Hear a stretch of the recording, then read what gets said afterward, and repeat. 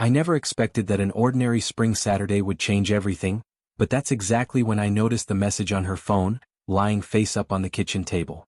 The morning was warm and sunny, typical for Inglewood in April. I had just returned from a night shift at the construction site.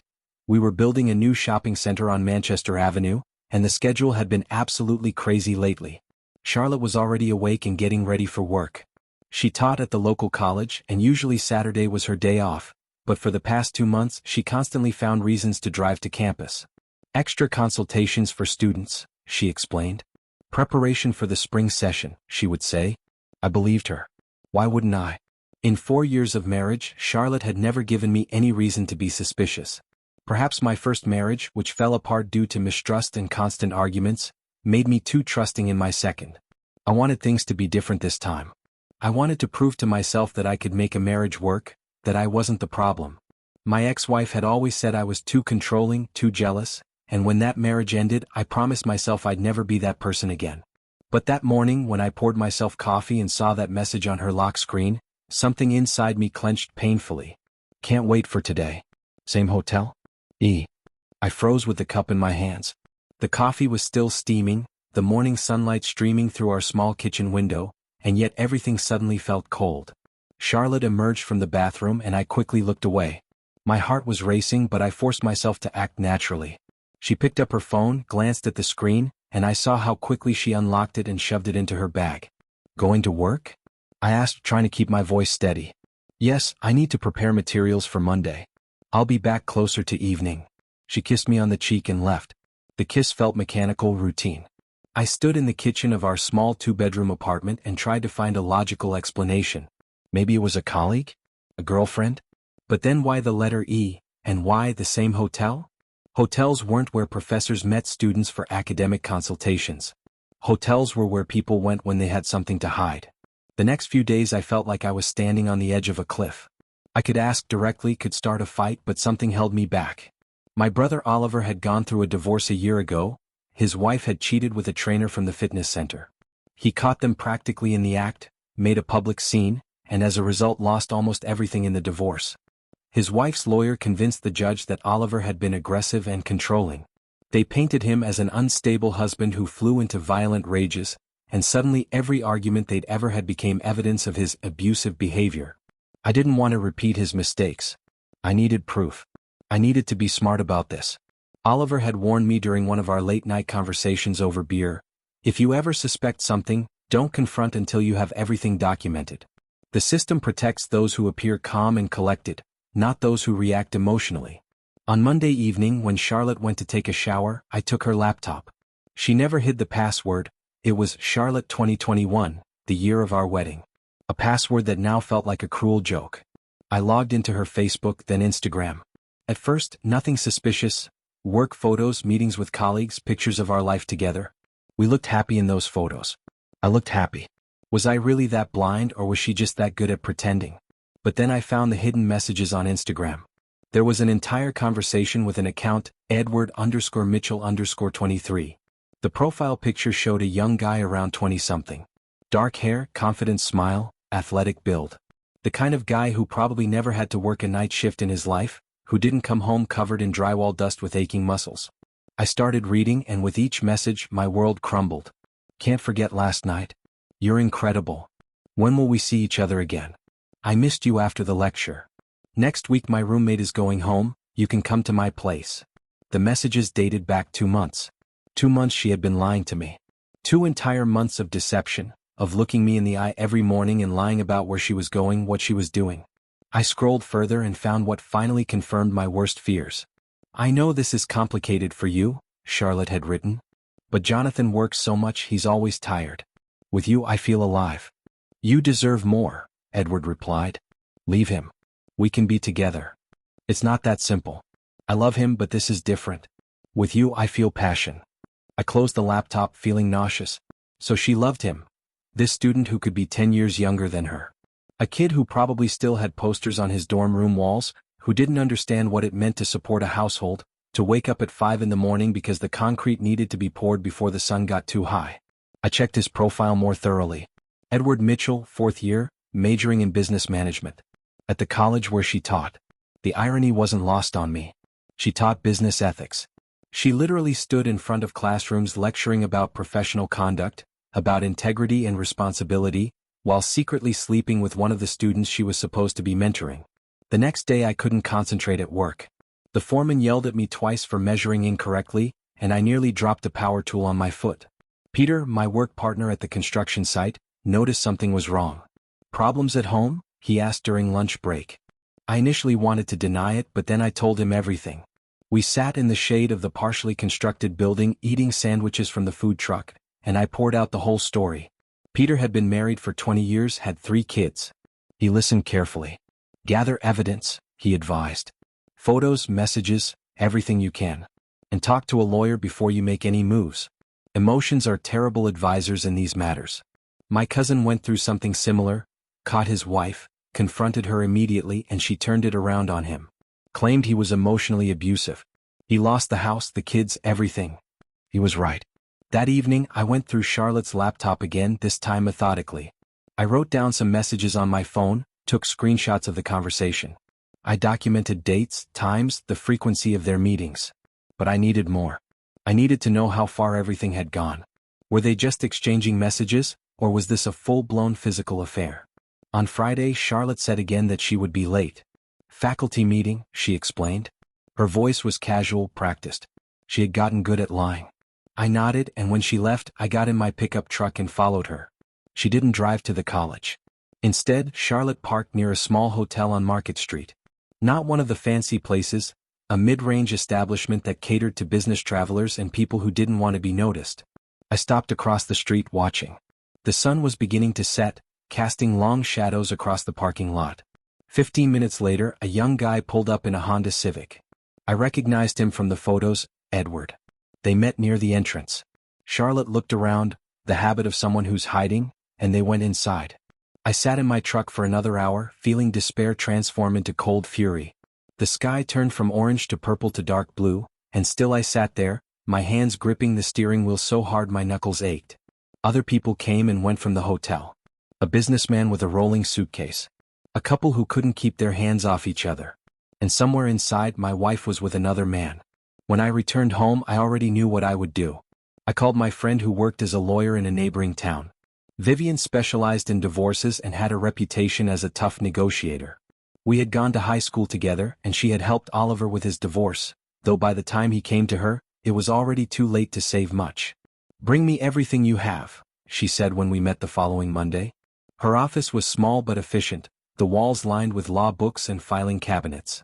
Messages, photos of the time you saw them enter the hotel, bank statements if there are joint expenses. I checked our joint accounts. Charlotte hadn't taken anything from there for her meetings, she was careful. But I found expenses on her personal card. Hotels, restaurants, even a purchase of new lingerie at a store where she didn't usually shop. Victoria's Secret, according to the statement. $200 on lingerie I'd never seen her wear. "This is enough," Vivian said, reviewing the documents I'd brought. In California, divorces proceed on a no-fault basis, but if there's evidence of infidelity and you can prove she was spending joint funds on the relationship, it can affect property division. But there's something else here. She tapped the statement showing the lingerie purchase. This demonstrates premeditation. This wasn't a one-time mistake. She was actively investing in this relationship. But I didn't just want the property. I wanted her to understand what she had lost. What she had thrown away for a fling with a boy who probably thought responsibility meant turning in a term paper on time. Don't forget to subscribe to this channel and click like if you enjoy this story. I always read your comments and analyze which stories you like best so that I can create better stories. Thank you. I will continue the story. On Wednesday evening, I sat at the kitchen table when Charlotte came home. She looked guilty. Maybe they had met again. On the table lay printed screenshots of their correspondence. I had arranged them chronologically, a paper trail of betrayal laid out like evidence at a trial. "Sit down," I said calmly. Charlotte saw the papers and went pale. All the color drained from her face, and for a moment she looked like she might faint. Her hand reached for the doorframe to steady herself. "Jonathan, I can explain." "No," I interrupted. "You can't. 2 months, Charlotte. 2 months you've been cheating on me with your student." She started crying. The tears came quickly running down her cheeks, smudging her mascara. "It's not what you think. I didn't want to It just happened. Don't tell me those cliches. My anger was cold, controlled. You met him at hotels. You wrote to him that you feel alive with him. That I don't understand you. You're always at work, she shouted back, her voice breaking. I'm lonely, Jonathan. You only care about your construction sites. When was the last time we went on a date? When was the last time you looked at me the way you used to? And your solution was to sleep with a guy 10 years younger than you? A student? Someone who could fail or pass based on your recommendation. Do you understand how wrong that is? Charlotte wiped her tears. Her hands were shaking. He understands me. It's easy with him. He doesn't come home tired and fall asleep right away. He listens when I talk. He asks about my day and actually cares about the answer. Because he's a student. I slammed my palm on the table, making the papers jump. He doesn't have a mortgage, bills, responsibilities. Of course it's easy with him.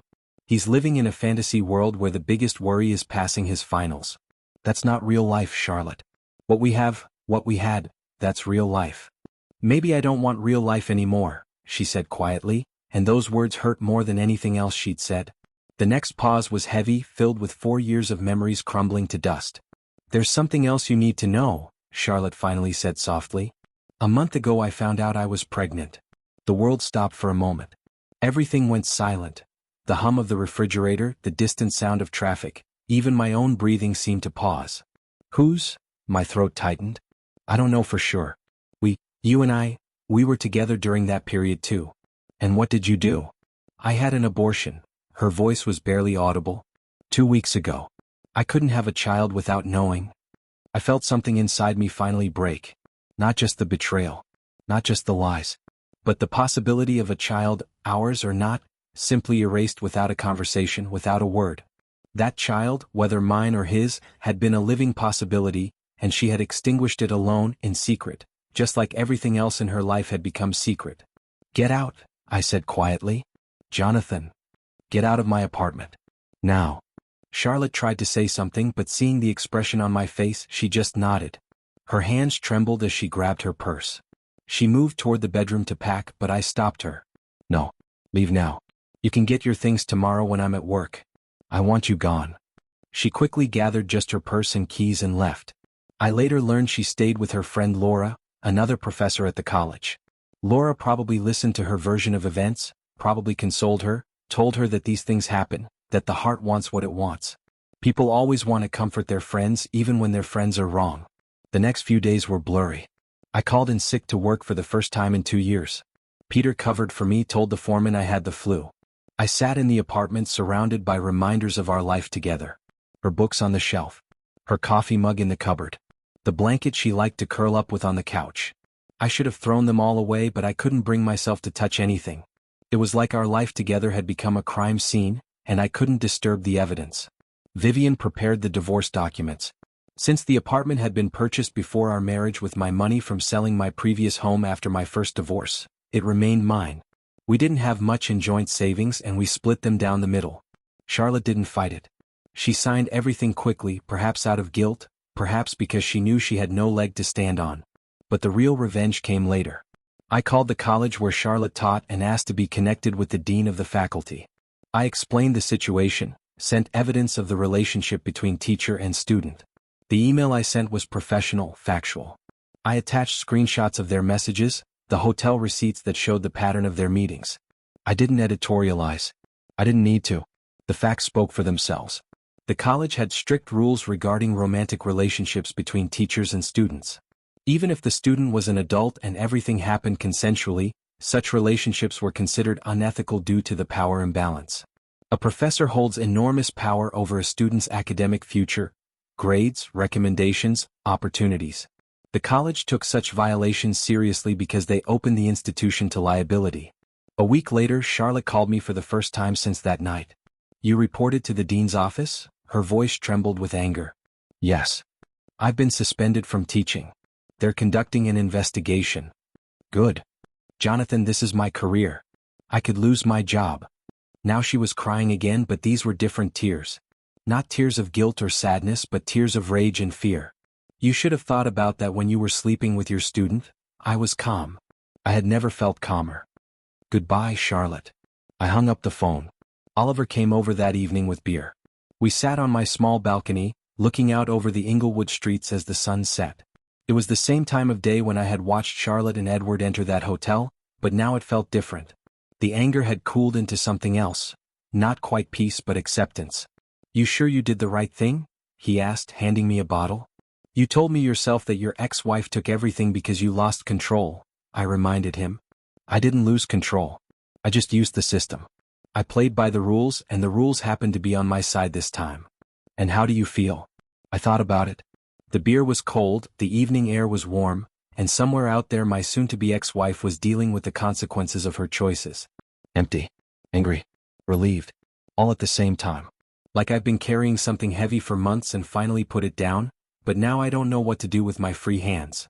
The following month, Charlotte was officially fired from the college. The investigation found clear evidence of an inappropriate relationship with a student. Edward, as I learned from mutual acquaintances, distanced himself from her immediately after the investigation began. It turned out the young romantic didn't want to risk his reputation and graduation. His parents were wealthy, they had funded his education, his car, his lifestyle. When they found out about the scandal, they threatened to cut him off unless he ended all contact with Charlotte. So he did. Just like that. The woman he had written all those passionate messages to, whom he had convinced to risk her marriage, suddenly wasn't worth fighting for when his comfortable life was on the line. Charlotte tried to find another teaching position, but the story spread through Los Angeles academic circles. These things always do. Academia is a small world and people talk. She was accepted at a private school as a teacher's assistant, a significant demotion compared to a college professor position. The pay was less than half what she had been making. The respect was gone. No more standing in front of lecture halls, no more academic conferences, no more publishing research papers. The divorce was finalized in July. We met in court only once, to sign the final documents. The courthouse was air-conditioned and sterile, fluorescent lights humming overhead. We sat on opposite sides of the room with our lawyers, and when our names were called, we stood before the judge like strangers. The whole thing took 15 minutes. 4 years of marriage dissolved in less time than it takes to watch a sitcom. Charlotte looked different, but I didn't focus on that. She was no longer part of my life. When she glanced at me across the courtroom, I saw something in her eyes, regret, maybe, or anger, or just exhaustion. I looked away. There was nothing left to say. Edward graduated from college and, according to rumors, moved to San Francisco. He got a job at a tech startup, probably telling his new colleagues and friends about his wild college days, maybe even bragging about the affair with his professor, turning it into a funny story rather than the life-destroying event it had been for Charlotte. He and Charlotte no longer communicated. He had moved on with his life as if she had never existed. A year has passed. I still live in the same apartment in Inglewood. Still work in construction, although I received a promotion to foreman. The promotion came with more responsibility but also more money. I've been able to save for the first time in years. The construction company assigned me to bigger projects now. Last month we broke ground on a medical center that will take 2 years to complete. The client specifically requested me as foreman after seeing my work on the Manchester Avenue shopping center. It felt good to be recognized for something I had built with my own hands, something real and tangible, unlike the illusion my marriage had been. I've dated a few women but nothing serious. One was a waitress named Jessica who laughed at all my jokes and liked action movies. We went out for 3 months and she was kind and easy to be around. But when she started leaving a toothbrush at my place and talking about meeting my family, I panicked. I ended it probably more abruptly than I should have. She deserved better than someone who was still sorting through the wreckage of his past. Another was a paralegal named Amanda who was smart and funny but wanted kids right away, and I wasn't ready for that conversation yet. She had been married before too, divorced at 28 when her husband decided he wanted to find himself in Southeast Asia. We bonded over our shared experience of betrayal, spent long evenings talking about trust and second chances. But her biological clock was ticking loudly, and she was upfront about wanting children within the next 2 years. I couldn't promise her that. I couldn't promise anyone anything. Maybe I'm still not ready to trust again. Maybe I don't know how to open up anymore without wondering if I'm being played for a fool. The therapy sessions I started 6 months ago are helping. Dr. Reynolds, a woman in her 50s who has heard every story imaginable, told me that healing isn't linear. Some days I feel completely fine, ready to move forward. Other days I see a woman with dark hair like Charlotte's at the grocery store and my chest tightens. Oliver checks in on me regularly. He knows what this journey looks like because he walked it himself. Last week we went to a Lakers game, and during halftime he asked if I had heard anything about Charlotte. I hadn't. I made a conscious decision months ago to stop checking her social media, stop asking mutual friends about her. She was a chapter one had closed, and reopening it would only bring back the pain. But Oliver had heard something. He hesitated before telling me, knowing it might upset me, but finally admitted that Charlotte had started dating someone new. Another professor, this time from a different college, someone age-appropriate. They had met at an academic conference. Part of me felt angry that she got to move on, that she got to find someone while I was still struggling to trust. But a larger part of me felt nothing. She wasn't my problem anymore. Peter still works alongside me, though technically I'm his supervisor now. He never says, "I told you so," even though his advice about gathering evidence and staying calm had saved me from losing everything. Sometimes during lunch breaks we talk about his marriage, his kids, his ordinary life that suddenly seems extraordinary in its stability. His oldest daughter just got accepted to UC Berkeley. His wife throws him surprise birthday parties. They argue about whose turn it is to do the dishes. Normal, mundane, beautiful problems. "You'll get there," he told me last week, watching me stare at my phone after Amanda sent a final goodbye text. "It takes time. My cousin I told you about? The one whose wife cheated? He's married again now. Happy. As a kid. It happens when you're ready." "What if I'm never ready?" I asked. "Then you're not. And that's okay too. Not everyone needs to be paired up to be complete. But I don't think that's your problem. I think you're just scared." He was right. I was terrified. Terrified of making the same mistakes, of missing the same signs, of waking up one day to find another message on another phone that would shatter another life I had built. Peter sometimes asks if I regret what I did. "You destroyed her career," he says. "That was brutal revenge." "She destroyed our marriage," I reply. "And she possibly lost my child. Whether the child was mine, I'll never know. But she made that choice alone without me. She took away any say I might have had in the matter. That's not something I can forgive. I don't know if my revenge was right. Sometimes at night I lie awake and think that maybe I went too far. Maybe reporting her to the college was vindictive rather than just. Maybe I should have just divorced her quietly and moved on. But then I remember those messages, that hotel, those lies. The way she looked me in the eye every morning and kissed me goodbye before going to meet him. And I understand that I just protected myself the only way I knew how. Charlotte made her choice when she started the relationship with Edward. She made another choice when she got pregnant and had the abortion without telling me. Every step of the way she chose herself, chose the easy path, chose the excitement over the commitment. I made my choice when I decided not to stay silent. In this story there are no heroes, just people who make decisions and live with the consequences. My first marriage taught me that jealousy and control don't work. My second marriage taught me that blind trust doesn't work either. Maybe there's a middle ground somewhere, a way to love someone completely while still protecting yourself from being destroyed when that love is betrayed. I haven't found it yet, but I'm looking.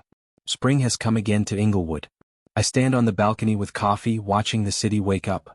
The construction site I'm working on now is a new residential complex going up near the Forum. From my balcony I can just barely see the cranes in the distance. Somewhere out there Charlotte lives, building a new life. Probably sharing an apartment with roommates like a college student, working her assistant teaching job, trying to rebuild a career that will never be what it was. Somewhere Edward lives too, maybe already with a new girlfriend, maybe already forgetting the professor he once thought he loved. And I'm here. Alone but free. Wounded but stronger. And ready someday maybe to try again. But wiser now. Much wiser. I know now that trust isn't something you give blindly, it's something that must be earned and maintained. I know that love without respect is worthless. I know that sometimes the right thing to do is the hardest thing to do. And I know that walking away from someone who doesn't value you isn't giving up, it's choosing yourself. The coffee is strong and bitter the way I like it now. The sun is rising over Inglewood, painting the sky in shades of orange and pink. It's a new day. It's always a new day. And maybe tomorrow or next month or next year I'll be ready to let someone in again. But they'll have to earn it. They'll have to prove that they understand what trust means, what commitment means, what it costs to build a life with someone. Charlotte taught me that lesson the hard way. I paid for it in heartbreak and anger and lonely nights. But I learned it. And I won't forget it. My phone buzzes with a text from the construction site manager. There's a problem with the concrete delivery and I need to be there early. I drain the rest of my coffee, rinse the cup and grab my keys. Life goes on. Work continues. The buildings rise higher every day, floor by floor, built on solid foundations. That's what I'm doing now too. Building a new foundation for my life. This time I'm taking my time with it, making sure every beam is solid, every connection secure. I'm not rushing. There's no deadline for healing. And when I'm finally ready to build something new with someone, I'll know it's on ground that won't shift beneath my feet. I drive to the construction site as the sun climbs higher. The medical center is starting to take shape. You can see what it will become now, not just steel and concrete, but a place where people will be healed, where lives will be saved. There's something poetic about that. After spending so much time dealing with destruction, I'm building something that will help people. The crew is already there when I arrive. Young guys mostly hungry for work and eager to prove themselves. I see myself in them, the person I was 10 years ago, working twice as hard to make half the money I make now. One of them, a kid named Travis, asks me about the concrete problem. I walk him through the solution, watching him take mental notes. This is what I do now. I build things. I teach others to build. I create something lasting. Maybe that's enough for now. Maybe that's more than enough. Thank you for watching this video. YouTube may no longer suggest my channel to you, so subscribe to it to receive new interesting stories. You will also help the channel grow and improve the quality of its content. The screen now displays a playlist with other interesting stories that you can listen to. You can also write in the comments what stories you would like to see on the channel.